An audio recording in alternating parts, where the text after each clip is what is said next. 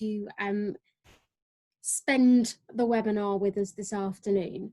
What we're going to be looking at today is ways that you can improve attainment using the Education City tools that you have to offer.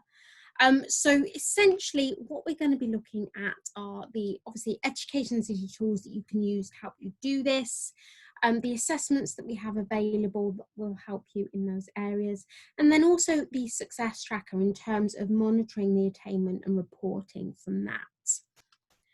I'm glad to see we've got quite a few people with us today from around the UK. Just to let you know that the account I'm going to be using is an English school. It is a made-up English school as well. So it may appear slightly different to anybody outside of England, but I will point out any differences as we're going along. As I mentioned as well, it is also a made-up school, so do not worry about any names that you might see, whether student or staff. They are all made up. Not a problem with any of those. Also, if you have any questions as we're going along, you may have noticed in this scenario we have a Q&A function on the screen. So what this does is it will enable you to ask a question live during the webinar. What you can do though is you can click for the question to be anonymous to me as well. So if you don't want me showing your name, then you can click anonymous as well. And don't worry if you forget any questions, because at the very end I can provide you with my email address and you can send those over to me. Right, I think that's just about everything. So let's head over to educationcity.com and we can get started. So here we are logged into my made-up school. If you're following along at home, you may be on the classic view that looks a little bit like this. I just prefer the new view. I like the fact we've got the assessments just there and the curriculum map as well. So I'm going to be using this view for today's webinar. Okay, so starting off with, obviously the different tools that we have that can support you in raising your students' attainment. I'm going to head over to the subjects area and into English, or obviously literacy, just to show you how this may appear. So one of the main tools that I think would be really beneficial are our activities.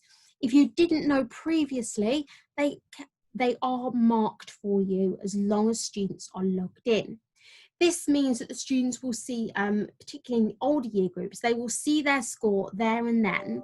And if you enable the activity to be repeated, it means that they can try and improve that score. They can keep having a go to try and improve that score as best as they can. So just in the activities in English, just to give you a bit of an example, this one just here, you have your activity just here. And it will also tell you, all of our activities will tell you if there is an associated learn screen. I'll come back to that one in a moment. Just the same if you're in a learn screen, it will tell you if there's an associated activity. But as I mentioned, I'll come back to that one in a moment. Because in case you didn't know as well, all of our activities come with an activity sheet. And these will have different questions on them. So there's nothing to stop you from using both, one for home learning, one for classroom learning, if you wish to. The only thing obviously about the activity sheets is we can't mark them for you. However, we do provide you with the answers just there. Just note though, if you try to put an activity sheet answers in a student view, they won't be able to see those. Those are for your eyes only. So just so that you know, there we are. So we have our activity. Now, the learn screens, the great thing about these are that they are amazing for that independent student-led learning.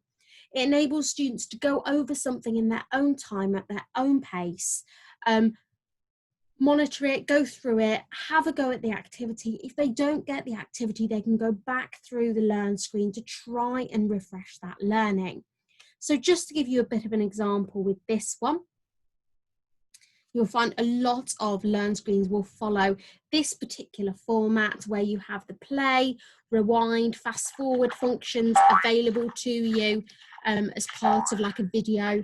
But you'll also have sort of a slideshow, a slide selector, where you can select whereabouts it is that you want to start on. So again, great for sort of in the classroom putting onto a whiteboard. Now, all of our learn screens will start with that objective that the students are hoping to achieve. And then when we press start, A homophone is a word. I'm just going to pause that for a moment. I don't know if you can hear that, but it will read through what it says at the top here. So again, really beneficial for those students who maybe struggle with their reading. There's nothing to stop them from using this learn screen because it does talk them through it. And you can see here's your play, your rewind, fast forward, and your slide selector across the bottom here. These are all the different slides. Now, you may have noticed that there is an orange strip underneath some of the slides. That's because those slides ask questions of the students to check their understanding. So we've got a homophone. We can read that. We can pause it. Is a word that sounds the same as another. A homophone but has a different meaning and is spelled differently. Move on to the next one. Grown and grown. Let's look at their different meanings together. So I'm just going to pause that. It talks about the different meanings of grown and grown. Just there, if I play through that, it will talk through that understanding. There we go. Stig made a loud groan when so it gives you that insight just before we get into the question. Has got bigger. Sylvie, here we go. We'll just wait for a moment and then we will have our question. Here it is. Select the correct so we've got the seedling had blank. Grown. You can listen to it again. You can hover over the one that you want. You can see it's highlighted there. But for example, if I select the wrong one, we select done. Grown is the correct homophone. The seedling had grown. So it doesn't give students that, oh dear, you're wrong. It gives them that kind of, actually, this is the correct answer. Let's go again and try and refresh our learning about this. So it does give them that sort of insight there. As I said, great for that independent learning and raising attainment through independent learning. There we go. And as I mentioned, it will tell you if there's a learn screen attached with an activity. You can see there as I'm scrolling through, some have the learn screens with the activity and some do not, just there. And it's exactly the same if we are in the learn screens. There they are, just there. You can see that there's an activity just there as well. Okay, so as I mentioned, activities will get marked for you. Heading back to the home page, the other thing that will get marked for you are our assessments. Now, I don't know if you've had a chance to explore the assessments we have to offer yet, but these come for the different year groups and for all of our core subjects for maths, English and science, or numeracy, literacy and science, I should say. Now, the great thing is this button just here enables you to set that assessment just by going through those simple clicks. You can use the My City if you wish to and go through sort of the more traditional way. But this way, you do have the opportunity to set for a group or a class. Just work our way through. You've obviously got your year groups and your subject areas just here. And obviously, again, as long as students are logged in, when they complete the assessment, it is marked for you. So you've not got to worry about marking those. Plus our unit assessments, particularly found sort of in our unit subjects and in English, we have our formative assessments for reading just here. We select a year group just to show you those. There we go. For those formative assessments, not only are they marked for you, but they will also create an independent revision journal for each child based upon the questions that they've gotten incorrect. And that will be filled with prescribed content. So when a child logs into their account at home or in a classroom, they can log into that revision journal and start doing that independent revision for themselves. Again, helping them to sort of raise their own attainment, that independent learning. So just working my way through these steps. Again, if you've not had a chance to explore this yet, it's a really, really useful tool. Just follow through what's asking you. So your who, your what, your when. Obviously, you've got the different published dates here, and you can even set the next year if you wish to. There we go. and obviously then you can give it a name. Now, I do suggest this to everybody who I tell about our assessments.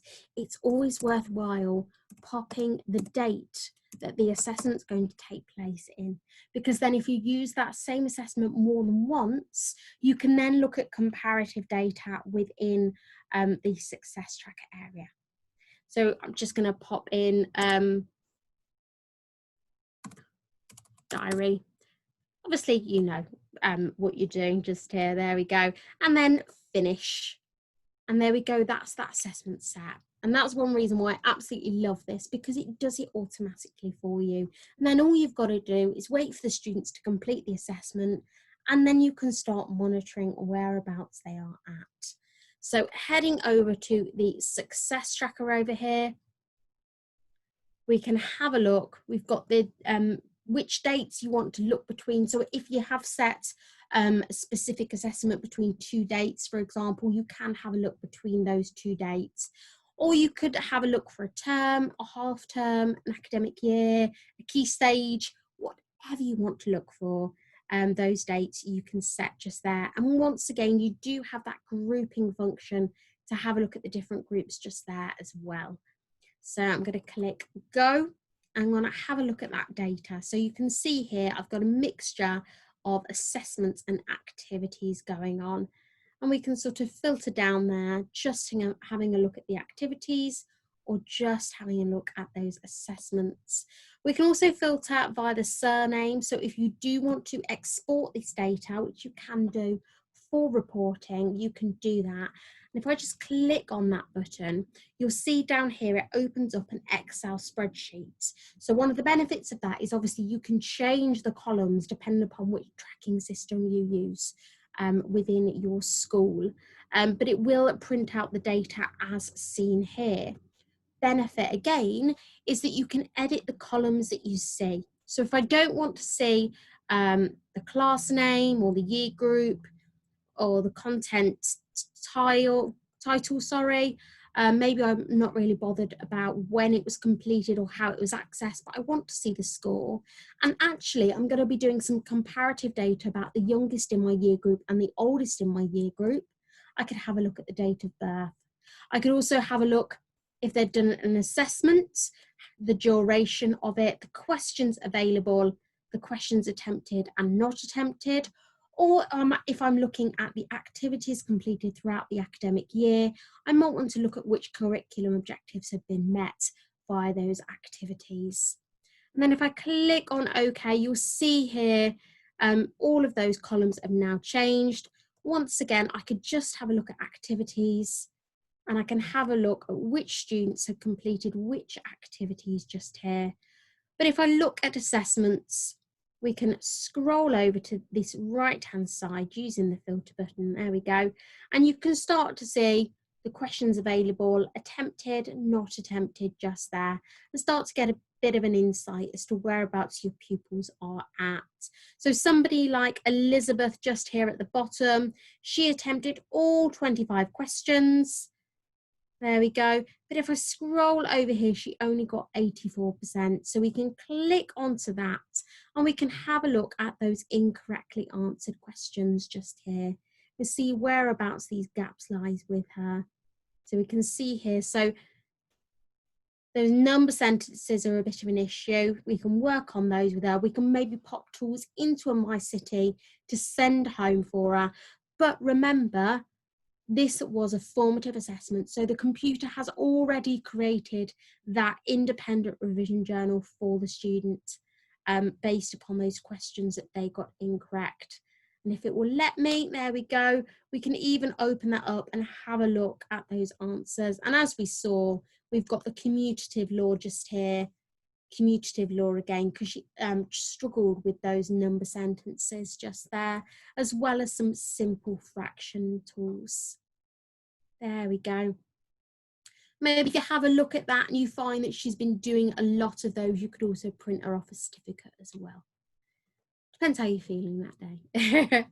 And don't forget, all of these are available to export, including having a look for an individual pupil. So if it does get round to parents' evening or parents' meetings, and they want to know what they can do to raise the attainment of their child at home, you can have a look for individual pupils. Again, you can export this data as well, and you can explain to parents, okay, these are the gaps that lie for this particular student. There we go. Don't forget as well, we do also have our quick links to our teacher resource pack, and obviously we have our free resources, but we do also have that times tables bundle just here, including the multiplication tables check. And again, you can use that to support your students and raise their attainment in times tables, because we also have a 20-second and a 10-second one, including the 6-second one per the government standard. There we go. And in addition to that, we also have our phonics bundle just here, again, including our new phonics screen check. So have a look at those. It's sort of thing you could send home for parents to work on with students during home learning or in that distance learning if needed. There we go. So I've got somebody has raised a hand. If you've got a question, would you mind popping it to the Q&A for me? Just while we're finishing off a little bit, I'll see if a question appears from here. There we go. Just while we're waiting to see if anybody does have a question, just to let you know, anything I've said today, if you want a bit of a refresh, we do have our help centre just there. Things like creating a group. For example, you could type in the word group and it will quite literally signpost what you have to do to create that group just there. While we're here, just to let you know, it has changed. If you want to invite a teacher or an administrator to your school, click on invite new, pop their email address in, select whether you want them to have a teacher account or administrator account, and click on to invite. And then they will get an email appear in their login. Click onto that, create their account, and that's it done. So a lot easier.